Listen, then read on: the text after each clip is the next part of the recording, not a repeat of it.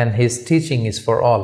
দ্বিতীয় যে শিক্ষাটা আমরা পাই সেটা হচ্ছে রাসূল সাল্লাল্লাহু আলাইহি ওয়াসাল্লাম সবসময় সংঘবদ্ধ জীবন যাপন করেছেন। আমরা যদি দেখি মক্কাতে সংঘবদ্ধ, মদিনাতে সংঘবদ্ধ, যেখানে তিনি ছিলেন সংঘবদ্ধ ছিলেন, এবং আমরা যেন ইউনাইটেড থাকি কোরআনের শিক্ষাটা তিনি বারবার বলেছেন, ওয়ালা তাফাররাকু, তোমরা বিচ্ছিন্ন হয়ো না, তোমরা আলাদা হয়ে জীবন যাপন করো না, বরং তোমরা সংঘবদ্ধ জীবন যাপন করো। 3 নম্বর যে শিক্ষাটি আমরা পাই রাসূল সাল্লাল্লাহু আলাইহি ওয়াসাল্লামের জীবনী থেকে সেটা হচ্ছে তিনি পিস লাভার ছিলেন, শান্তিকামী। কখনো সংঘাতে সহজে বিরোধে জড়াতে চাইতেন না, সবসময় শান্তি প্রতিষ্ঠায় তিনি অগ্রগামী ছিলেন। আমরা যদি দেখি যে কুরাইশদের সাথেও কিন্তু তিনি পিস ট্রিটি করেছেন, শান্তি চুক্তি। সাহাবারা রাজি হচ্ছিলেন না, কিন্তু তিনি করেছেন। মদিনায় এসে তিনি মদিনা চার্টার করেছেন, মদিনা সনদ করেছেন, ইহুদিদের সাথে একসাথে থেকেছেন। কিন্তু মদিনা সনদ ভঙ্গ হয়েছে যখন তারা বিশ্বাসঘাতকতা করেছে। তার মানে তিনি সবসময় শান্তির পক্ষে ছিলেন। তো আমরা যারা নবীজির উম্মত বলে নিজেদেরকে দাবি করি, আমরা যেন সবসময় শান্তিকামী হই, আমরা যেন শান্তির পক্ষে থাকি, এটা আমাদের জন্য শিক্ষা। 4 নম্বর যে শিক্ষাটি আমরা পাই সেটা হচ্ছে he was the flag bearer of justice.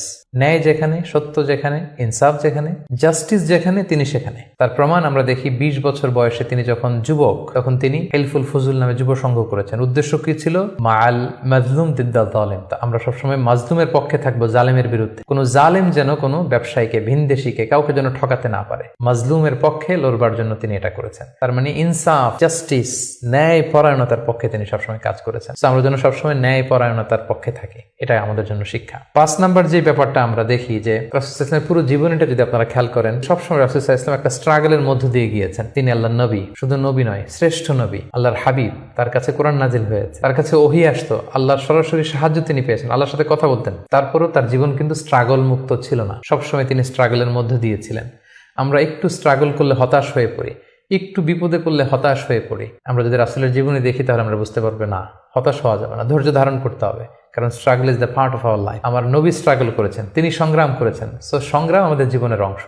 এই শিক্ষাটা আমরা পাই। 6 নম্বর যে শিক্ষাটি আমরা পাই সেটা হচ্ছে রাসূল সাল্লাল্লাহু আলাইহি ওয়াসাল্লাম ব্যক্তিগত জীবনে অত্যন্ত সৎ ছিলেন, যে কারণে যে কুরাইশরা রাসূল সাল্লাল্লাহু আলাইহি ওয়াসাল্লামের বিরোধিতা করত, তারাই রাসূল সাল্লাল্লাহু আলাইহি ওয়াসাল্লামকে উপাধি দিয়েছিল আস-সাদিক আল আমিন, সত্যবাদী, আমানতদার। যেদিন তিনি হিজরত করবেন সেদিন তিনি তার ঘরে রাসূল সাল্লাল্লাহু আলাইহি ওয়াসাল্লাম আলী রাদিয়াল্লাহু তাআলা আনহুকে রেখে গিয়েছিলেন, কারণ ওনার কাছে মক্কার অনেক লোকেরা আমানত রেখেছিল। সেই আমানতগুলো বুঝিয়ে দিতে আলী রাদিয়াল্লাহু তাআলা আনহুর 3 দিন সময় লেগেছিল। এত পরিমাণে ডিপোজিট ছিল, আমানতের বিভিন্ন জিনিসপত্র ছিল, সেগুলো আলী রাদিয়াল্লাহু তাআলা আনহু বুঝিয়ে দিয়ে তারপরে তিনি হিজরত করেছেন। কতটা আমানতদার ছিলেন আমাদের প্রিয় নবী। এবং ওনার এই ব্যবসায় আমানতদারিতায় মুগ্ধ হয়েই কিন্তু খাদিজা রাদিয়াল্লাহু তাআলা আনহা রাসূল সাল্লাল্লাহু আলাইহি ওয়াসাল্লামকে বিয়ের প্রস্তাব দিয়েছিলেন। তো তার উম্মত হিসেবে আমাদের উচিত সত্যবাদী, সৎ এবং আমানতদার হওয়ার চেষ্টা করা।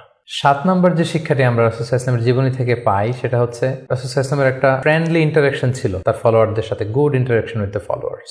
আমাদের অনেক লিডারদের মধ্যে একটা বসি ভাব থাকে, যে আমি সব জানি, আমার ফলোয়াররা কিছুই জানে না, আমার টিমের লোকেরা কিছুই জানে না। না, রাসূল সাল্লাল্লাহু আলাইহি ওয়াসাল্লাম এটা করতেন না। কারোর কাছ থেকে কোনো ভালো কনসালটেশন, কোনো পরামর্শ আসলে পলিসি মেকিং এ তাদের কথাও তিনি রাখতেন। সুবহানাল্লাহ, এটা একটা গুড লিডারের বৈশিষ্ট্য। 8 নম্বর যে শিক্ষাটা আমরা পাই সেটা হচ্ছে রাসূল সাল্লাল্লাহু আলাইহি ওয়াসাল্লাম হেভিলি ফোকাসড ছিলেন তার মিশনে। সেই যে মক্কায় তিনি তাওহীদের বাণী প্রচার করতে শুরু করেছেন, রিসালাতের বাণী প্রচার করতে শুরু করেছেন, আখিরাতের কথা মানুষকে প্রচার করতে শুরু করেছেন। তার যে দাওয়াতের ফোকাস, এই ফোকাস থেকে কোনো প্রলোভন, কোনো লোভ, কোনো স্ট্রাগল, কোনো বিপদ রাসূল সাল্লাল্লাহু আলাইহি ওয়াসাল্লামকে এক চুল পরিমাণ নাড়াতে পারেনি। আমরা যদি জীবনে সফল হতে চাই, আমাদের ফোকাস ঠিক রাখতে হবে। ফোকাস থেকে আমরা নড়ে গেলে কিন্তু আমরা সফলতার দেখা পাবো না।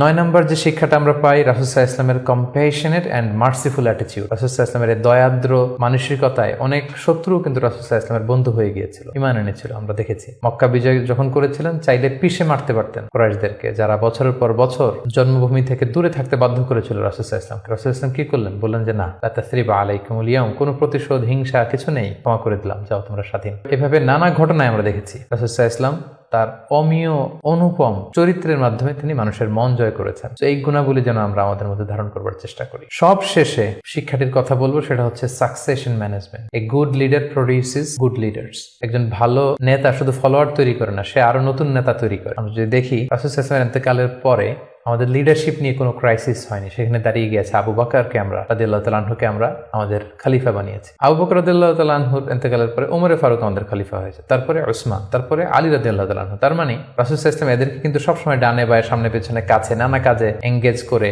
নতুন নেতৃত্ব, নিউ লিডারশিপ কিন্তু তিনি তৈরি করেছিলেন। ফলে এই সাকসেশন ম্যানেজমেন্টে কিন্তু রাসূল সাল্লাল্লাহু আলাইহি ওয়াসাল্লাম সাকসেসফুল ছিলেন। এবং এখান থেকে আমরা যারা লিডারশিপ কোয়ালিটি আমাদের আছে, আমরা যেন নতুন লিডার তৈরি করে যেতে পারি উম্মার জন্য, এই শিক্ষাটি কিন্তু আমরা পাই। সম্মানিত তো শুধু রাসূল সাল্লাল্লাহু আলাইহি ওয়াসাল্লামের ফলোয়ার বা উম্মাহ হিসেবে আমাদের উচিত রাসূল সাল্লাল্লাহু আলাইহি ওয়াসাল্লামের আদর্শকে আমাদের জীবনে বাস্তবায়ন করা, তার প্রতি ভালোবাসার সর্বোচ্চ নমুনা পেশ করা, তার সম্মান আমাদের সম্মান। তাকে যখন গালি দেওয়া হয়, তার বিরুদ্ধে যখন কটু কথা বলা হয়, আমরা যেন তখন এর প্রতিবাদ করি, লেখনীর মাধ্যমে, বক্তব্যের মাধ্যমে, একত্রিত হয়ে বিভিন্ন ইভেন্টস করার মাধ্যমে রাসূল সাল্লাল্লাহু আলাইহি ওয়াসাল্লামের রেখে যাওয়া শিক্ষা যেন আমরা আমাদের বাস্তব জীবনে কাজে লাগাই, আমরা যেন অন্যের কাছে পৌঁছাই, আমরা যেন সোশ্যাল মিডিয়াতে ছড়িয়ে দেই, এবং রাসূল সাল্লাল্লাহু আলাইহি ওয়াসাল্লামের এই শিক্ষা যেন আমরা আমাদের অমুসলিম ভাই বোনদের কাছে পৌঁছাতে পারি। আমরা যেন রাসূল সাল্লাল্লাহু আলাইহি ওয়াসাল্লামকে আমাদের জীবনের চাইতে বেশি ভালোবাসতে পারি। আমরা যেন বেশি বেশি রাসূল সাল্লাল্লাহু আলাইহি ওয়াসাল্লামের প্রতি দুরূদ পড়ি, তার রেখে যাওয়া শিক্ষা এবং আদর্শ যেন আমরা মেনে চলতে পারি। আল্লাহ তাআলা আমাদের সবাইকে কথাগুলো বোঝার